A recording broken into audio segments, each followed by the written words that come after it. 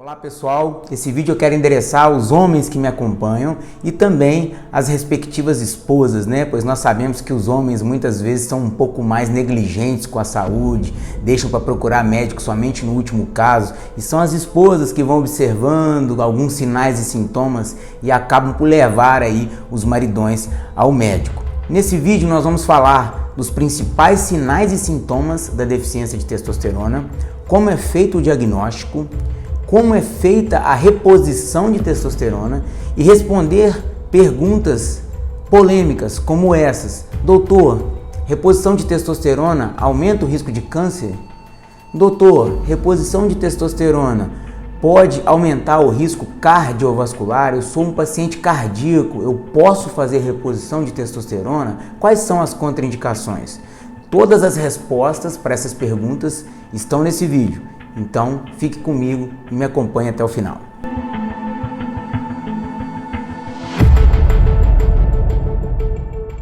Durante o envelhecimento masculino, os níveis de testosterona de alguns homens podem começar a sofrer quedas, né? Principalmente após os 40 anos de idade. Essa queda costuma ser lenta e gradual, o que faz com que os homens acostumem com os sintomas da deficiência de testosterona, né? E inclusive comecem até a atribuir esses sintomas a sintomas normais do envelhecimento. E quais seriam esses principais sintomas da deficiência de testosterona? Os principais sintomas são queda na libido, diminuição do desejo sexual, diminuição na qualidade das ereções. Na atividade sexual, o homem pode perceber que as ereções estão ficando menos vigorosas do que eram anteriormente. Uma outra questão a ser observada é a diminuição ou ausência de ereções espontâneas ao longo do dia e essa ereção espontânea matinal, que é aquela que o homem normalmente acorda com ela, começa a ficar ausente. Um outro sintoma comum que deve ser observado é a alteração ou diminuição na força muscular. Também sintomas depressivos. Isso é muito importante, pois os psiquiatras têm que ficar atentos, pois os sintomas de depressão em homens devem ser investigados e descartado uma possível deficiência de testosterona. Assim como queda na motivação, diminuição na energia e na vitalidade, né? Os níveis de energia e a vitalidade podem estar reduzidos, diminuição de pelos pelo corpo, surgimento também de uma anemia inexplicada, além também de alterações na composição corporal, como um aumento de gordura abdominal e diminuição de massa muscular, devem ser considerados. Bem, quando você tem muitos desses sintomas, né, em um homem que está envelhecendo, você tem que investigar se esse homem não está com deficiência de testosterona, né? Então, o exame que deve ser feito principalmente é a dosagem da testosterona para ser feito o diagnóstico. Não existe um consenso quanto ao nível mínimo de testosterona, mas o mais aceito hoje seria paciente com sintomas e testosterona abaixo de 400, testosterona total abaixo de 400. Outros exames também vão ser solicitados, como a testosterona livre, o LH, estradiol, eventualmente a dihidrotestosterona, dentre outros exames. Feito o diagnóstico, então a gente vai definir se esse homem é um candidato ao tratamento. Primeiramente, a gente tem que descartar as contraindicações. Quais seriam as contraindicações quando um homem não pode fazer reposição de testosterona? As únicas duas contraindicações são câncer de próstata e câncer de mama, ativos naquele paciente. Lembrando que isso não inclui um histórico familiar de câncer de próstata. Um tio teve câncer de próstata, o pai teve câncer de próstata. Isso não contraindica a reposição de testosterona. Estamos falando de câncer de próstata ou de mama no paciente em questão. Bem, se esse paciente não tiver contraindicação, então ele vai ser candidato à reposição de testosterona. Quais são as formas de se repor testosterona hoje? Eu vou falar para vocês todas as vias principais que são utilizadas hoje. Vou começar pela via transdérmica, que são os cremes ou o gel transdérmico, que você aplica na pele, né? Uma vez ao dia, todos os dias, pode ser aplicado pela manhã ou à noite, preferencialmente pela manhã. para simular um pouco do que acontece com o organismo masculino, né? A testosterona ela é liberada mais pela manhã e ela vai caindo ao longo do dia, estando um pouco mais baixa à noite. Então essa é uma das vantagens da via transdérmica, porque ela simula muito parecido com o que acontece fisiologicamente com o homem. A reposição transdérmica ela é segura e ela é eficaz, porém ela tem alguns contras, né? Um deles seria a praticidade. Alguns homens não gostam de passar o creme, esquecem, não lembram de passar o produto. Então essa adesão ao tratamento muitas vezes fica prejudicada com a via transdérmica. Um outro ponto negativo da via transdérmica seria a possibilidade de transmissão entre outras pessoas, ou seja, você passa a testosterona, abraça um filho, uma filha ou a própria esposa, você pode passar a testosterona, né? Nesse caso, existem umas áreas do corpo que a gente orienta, que são mais seguras de ser aplicadas porque tem menos contato. Um outro ponto negativo que eu considero é a dificuldade muitas vezes de fazer o acompanhamento desse paciente e se acompanhar as dosagens sanguíneas de testosterona, porque durante o tratamento o homem ele vai fazer exames para avaliar os níveis de testosterona que essa via de reposição está dando no organismo dele. E isso é um parâmetro importante para o médico, pois os estudos mostram que para você ter todos os benefícios da reposição de testosterona, você tem que manter níveis fisiológicos e normais de testosterona.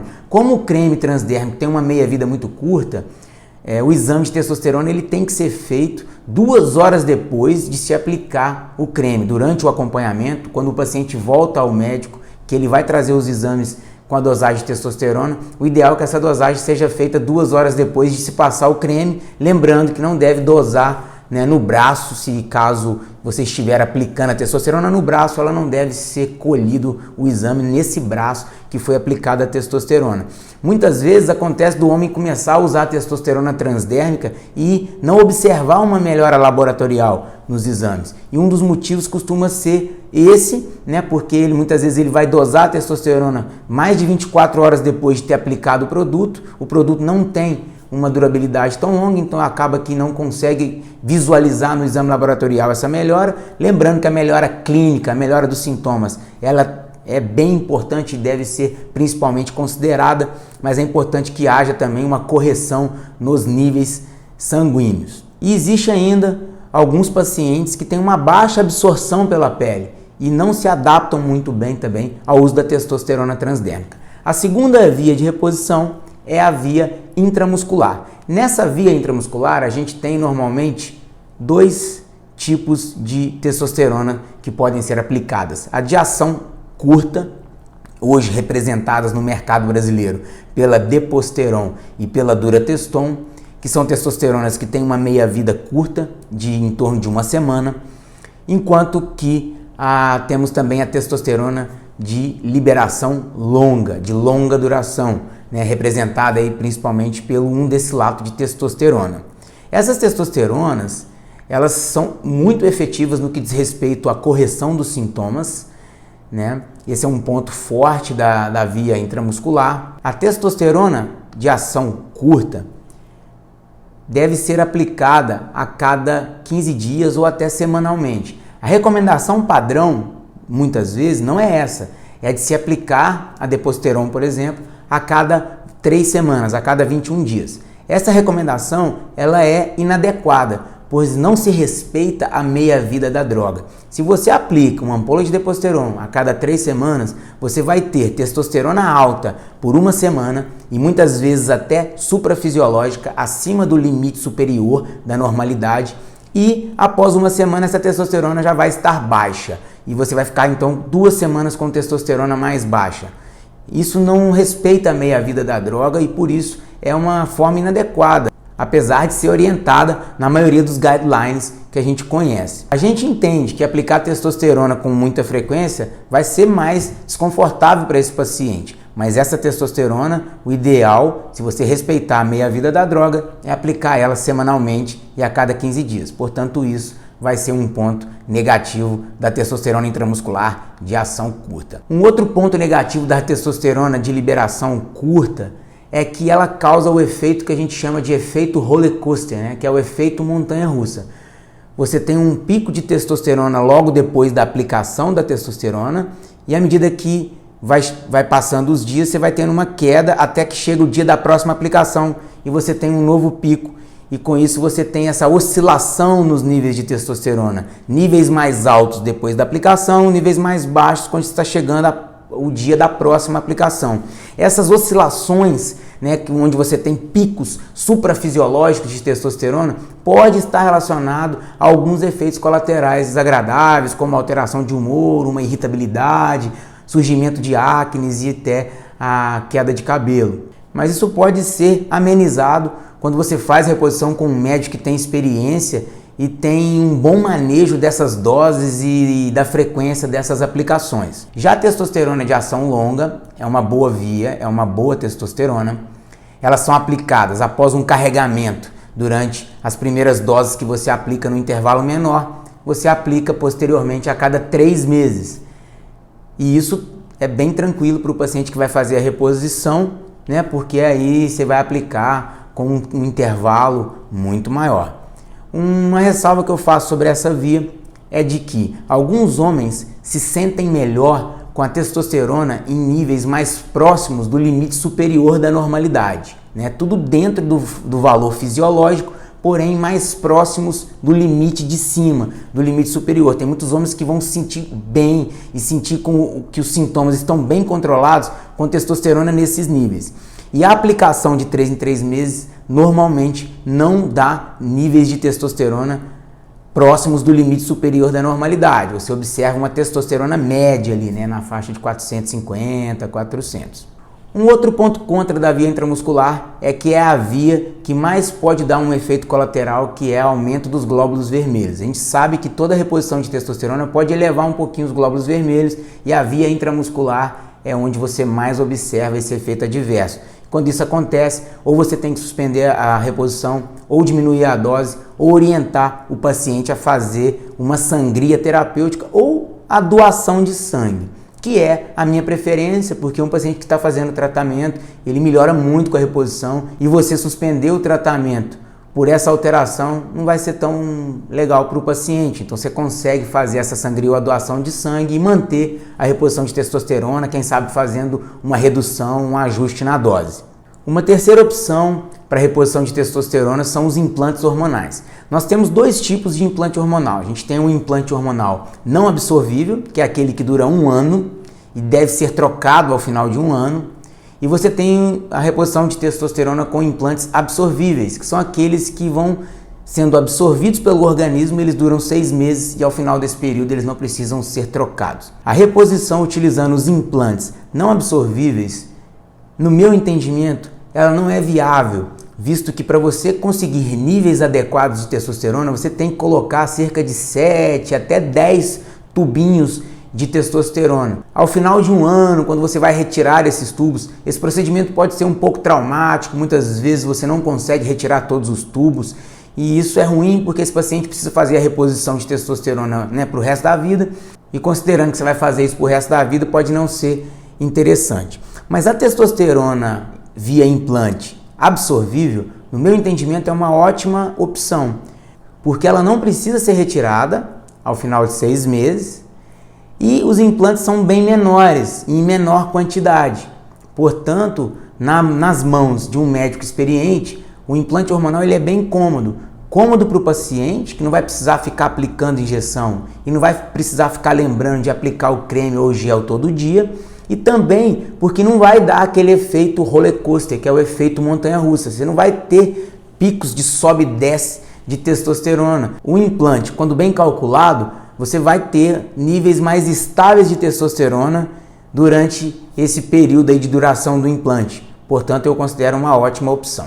Existe ainda uma última opção, que é uma preferência para homens jovens, que é não usar testosterona, e sim usar medicamentos que vão estimular a produção endógena de testosterona, estimular aquele testículo a produzir mais testosterona.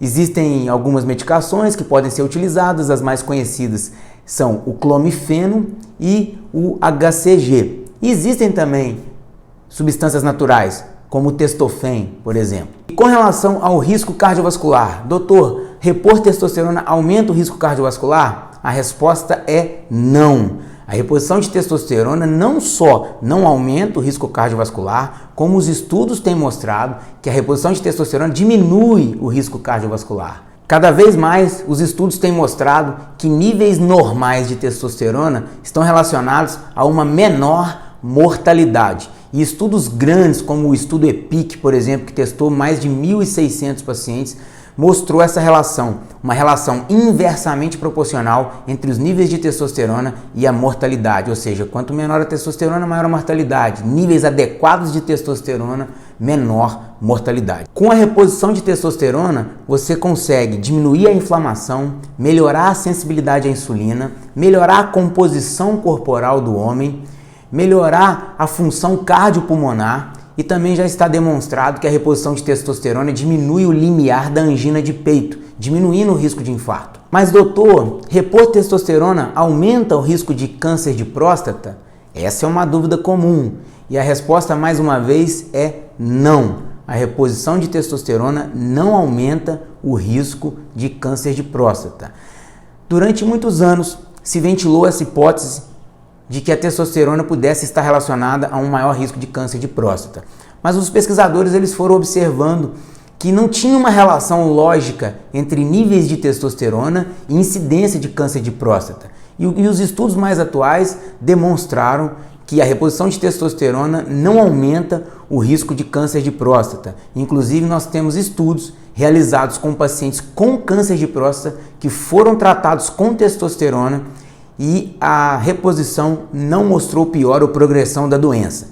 De qualquer maneira, ainda hoje é considerado uma contraindicação, apesar de que em alguns casos selecionados isso até possa ser realizado. Então pessoal, ficamos por aqui. Se você gostou do vídeo, peço que deixe o joinha, deixe o like e se você ainda não segue nosso canal, clique em se inscrever, ative o sininho de notificação e fique atento às próximas novidades.